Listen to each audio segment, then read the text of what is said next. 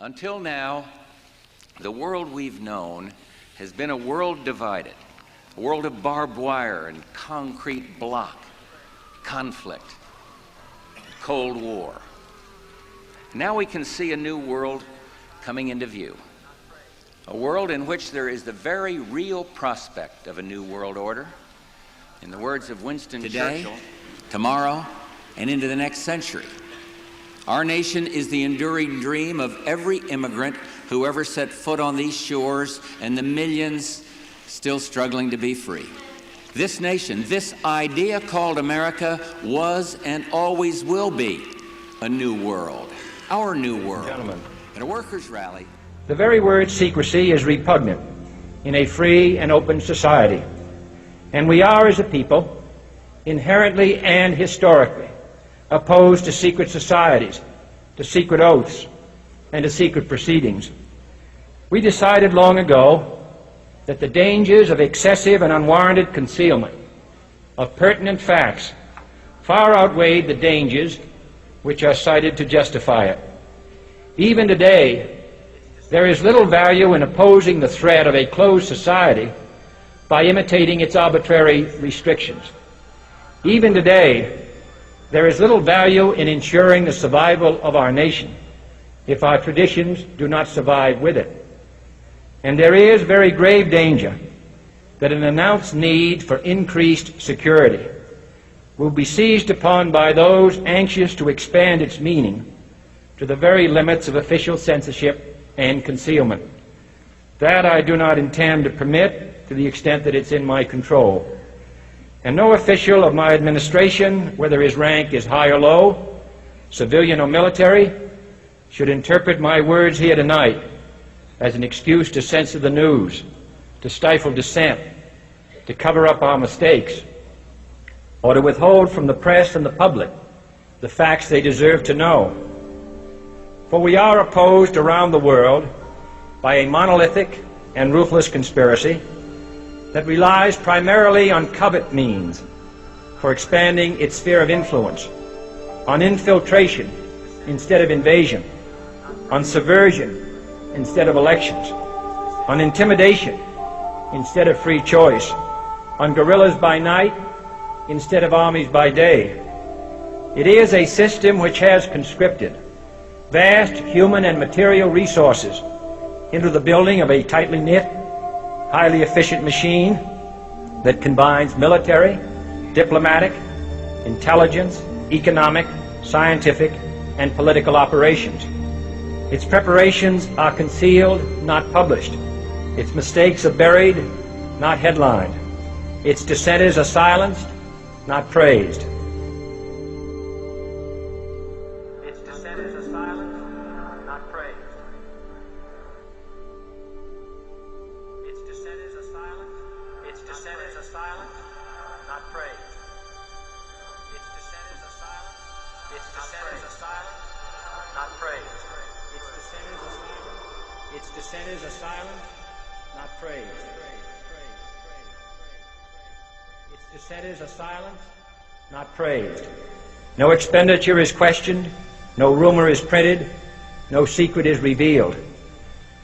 No president should fear public scrutiny of his program, for from that scrutiny comes understanding, and from that understanding comes support or opposition, and both are necessary. I am not asking your newspapers to support an administration, but I am asking your help in the tremendous task of informing and alerting the American people. For I have complete confidence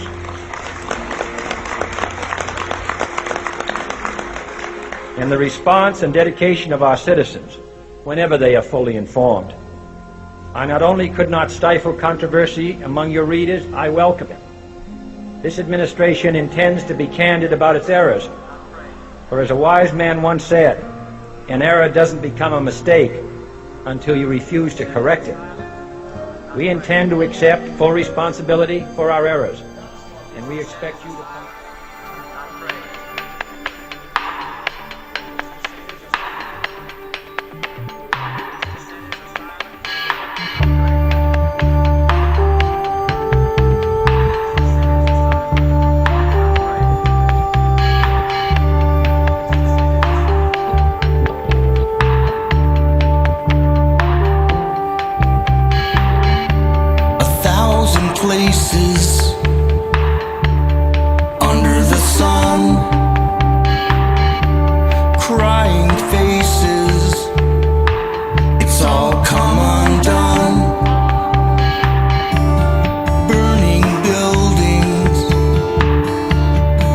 God never came.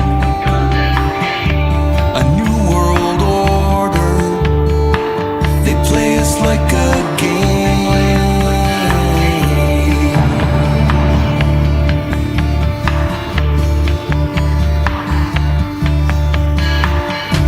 The propaganda is out of control. Man-lit fires in the heart of his soul. Like all other systems, they're breaking down. The earth isn't something you should ever subdue.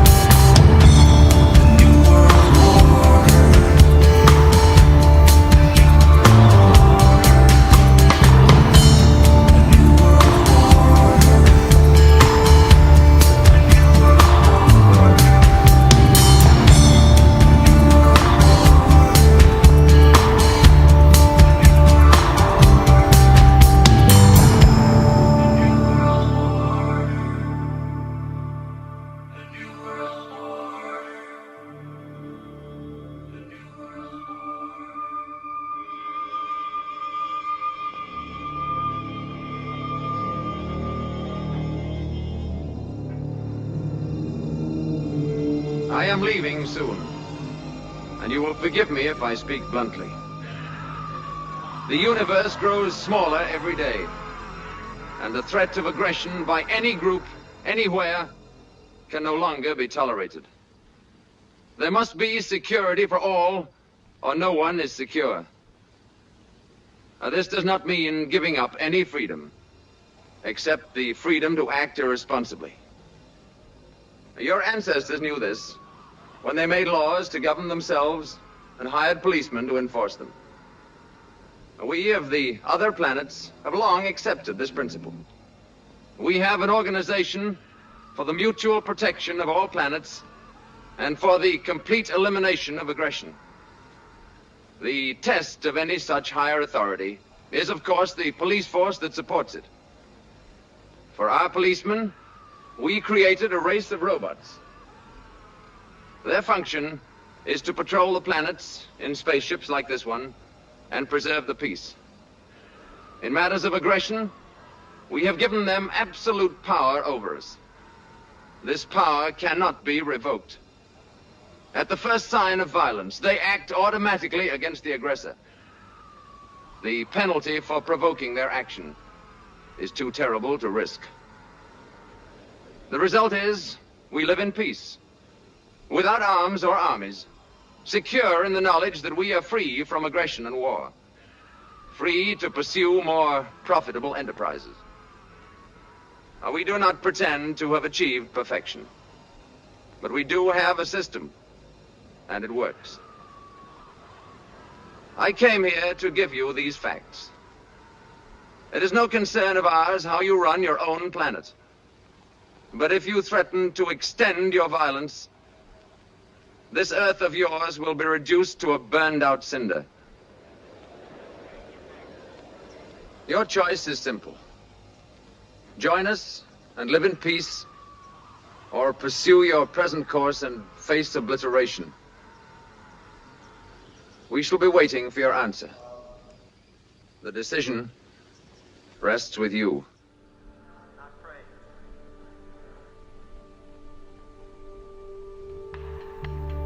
Under the sun,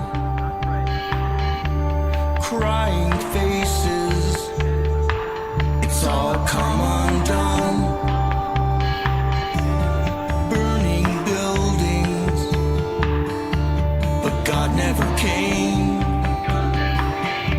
A new world order, they play us like a